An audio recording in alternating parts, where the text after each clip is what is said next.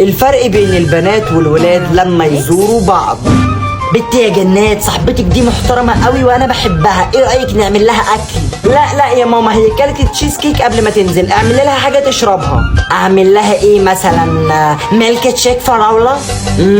لا، هي بتحب المانجا الفريش. بجد؟ طب امسكي، خدي انزلي بسرعة هاتي 4 كيلو مانجا نعملهم لها عصير.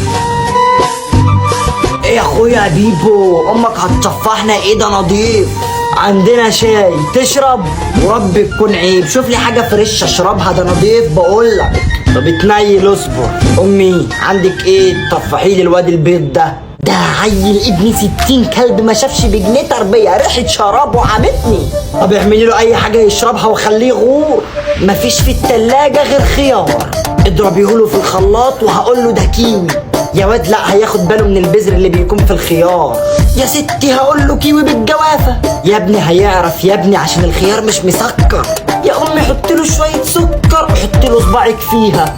طيب ماشي. امسك اديله.